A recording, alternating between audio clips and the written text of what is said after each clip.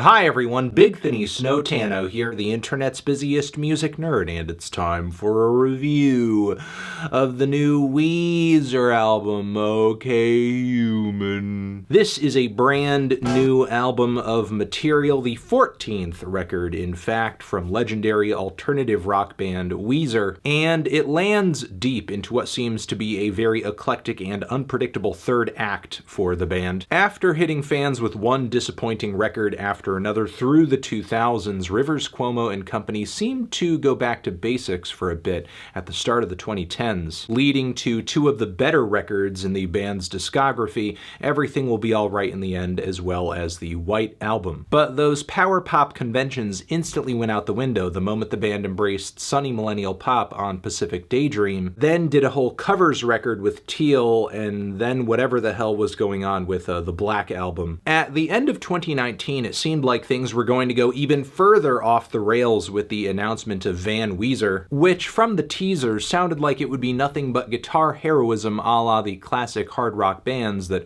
Rivers often cites as his biggest influences. But like with most things, our pandemic year caused the release of that record to be put on pause, with that record now being set for release in 2021, this spring actually. But before we could even get there, Weezer has now dropped this surprise record, which many forgot was even being recorded, as Rivers Cuomo had mentioned putting this record together in an interview back in 2019 prior to the release of the Black Album. By that time, OK Human's piano and string-driven instrumentation had already been solidified, but since being released, the record is now being viewed through this quarantine album lens, which isn't entirely surprising, as some of the lyrics here do seem to reflect very current feelings of pandemic-induced isolation. But to put this record into more of a nutshell, OK Human pretty much seems to be Weezer's Baroque rock album. This thing is catchy to its core like a good Weezer album should be, but simultaneously it sounds elegant, refined. Seriously, this thing is impeccably produced. And even with all of the arranged instrumentation surrounding it,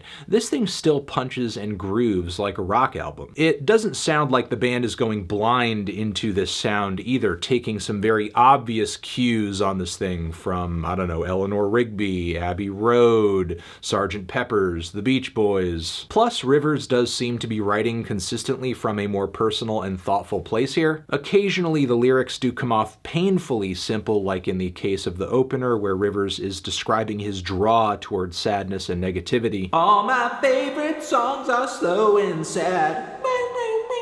But following tracks are equally relatable while still being less on the nose. Like on ALOO, GOBI, where Rivers finds himself trapped in a mundane routine describing foods and activities that I think many people would think are, I don't know, relieving, highbrow, something you might splurge on. Seems sort of like Rivers needs some edge in his life. He's becoming a privileged fuddy-duddy, at least that's what's being painted in this song. The realization of this seems to horrify him with this aggressive vibrato that shatters the song into a great chorus. Very high tension and made extravagant by the ringing, beautiful classical instrumentation. With grapes of wrath, throbbing strings and horns kick off what is essentially a book on tape anthem and audible jam, with some cute references laced into the lyrics that I'm sure you will pick up on if you've passed high school English. Aren't you trying to break the monotony of ALOO, GOBI, please? Either way, it makes for a passionate and invigorating song about a safe pandemic activity, with soaring strings and groovy drums giving a topic like this way more cool factor than I think it deserves. Then there's the very theatrical numbers, where it sounds like Rivers is a character in a musical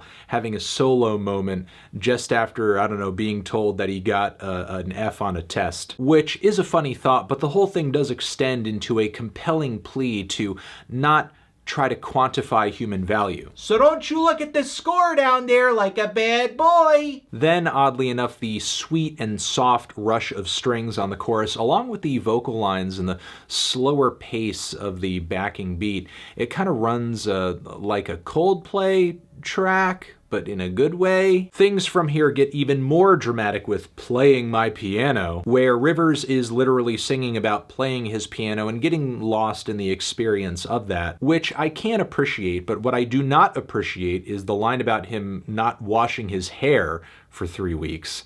I mean, I know the pandemic isn't great, and you know, we've all sort of been there in terms of like letting things and letting ourselves go, but Jesus. Still though, when Rivers busts into the chorus on this track, it honestly feels like getting lost in the same sensation that he is singing about. In terms of emotional quality, it's just such a stellar contrast from the verses that seem so humdrum and down to earth. We instantly go from Rivers singing about him being downstairs, fiddling on the keys, wife and kids upstairs, to what essentially sounds like him performing to a packed concert hall. From here we get the track Mirror Image, which kicks off with one of many seamless transitions between songs on the entire record, but this one seems especially tight, almost as if it's like an extension of the last track. Plus, this one is one of the shortest songs here, trails off a little bit on the outro, but it doesn't stop it from being one of my favorites on the record, especially from a lyrical standpoint. As Rivers says, "She is my mirror image, showing me who I am. Until the day that we shatter, she helps me understand." Which is just a beautiful sentiment, honestly. It's a lyrical high point on the record in just a few bars, and I just love how regal and extravagant and pounding the backing instrumentation is. It sounds like, I don't know, walking down the aisle at a really expensive wedding. So then there's the song Screens, which has a rockin' chorus, but lyrically I'm a little concerned here because the whole thing sounds like a very out-of-touch fear of technology anthem, which is kind of weird coming from Rivers Cuomo, because age-wise, it's not like he is a World War II vet or a boomer. The man grew up during an age where people were staring at screens of some sort, whether it be a TV screen or a movie screen. Like, there was a lot of media consumption increasing around the time he came of age. Yeah, sure, it's different now because of the internet and easy access and smartphones, but Weezer was one of the first bands of their scene and generation to embrace the internet and internet culture in the way that they did and have it reflect in their art. But now, instead of continuing down that road, we have this sort of dystopian worry anthem about your teenager doing things independently, and that's just what teenagers do. She's just now doing it with the technology she has access to. Everyone stares at the screens! Just wait until it's all implanted in our heads, dude. Then there's Bird with a Broken Wing and Dead Roses, both of which provide melancholy, low-key moments on the record. Not my favorite tracks here, but for the sake of variety, pretty necessary. Then instrumentally, things turn uplifting with Here Comes the Rain, which at its core seems like a jaunty, fun song about weathering hard times.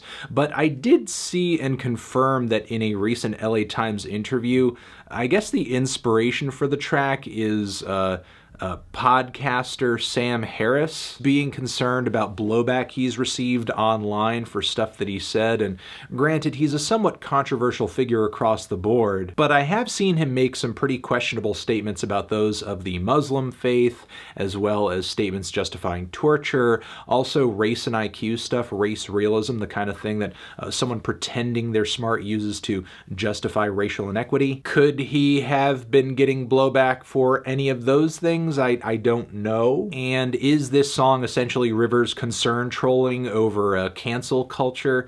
I mean, the lyrics aren't too specific to really nail them down to any one social phenomenon. Honestly, the whole thing just feels like riding your bike on a sunny day and then a storm cloud just bursts with rain and it's just downpouring, but you just persevere anyway, I guess. Then Brea Tar Pits I found to be a pretty solid closer for the record. Piano and strings sounding sick as usual, while Rivers lyrically portrays himself almost as someone who is being phased out in a way. I think he's kind of reflecting on these tar pits, sinking in them, becoming lost in them as a way of exploring, I guess, his own relevancy, his own age, his own place in the pop culture sphere. But simultaneously, he's asking to be saved from it. So I guess if Rivers is going out, he's going out fighting and also begging for his life in the process. With all of that being said, though, I think this is a very good record. Loved it. thought it was fantastic. Just such good production, such good songwriting,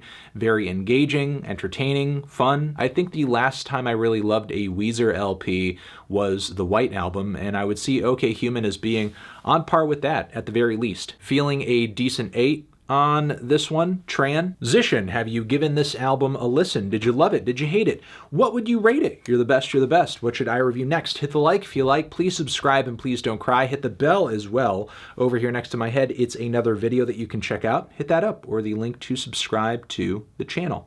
Anthony Fantano, Weezer, forever.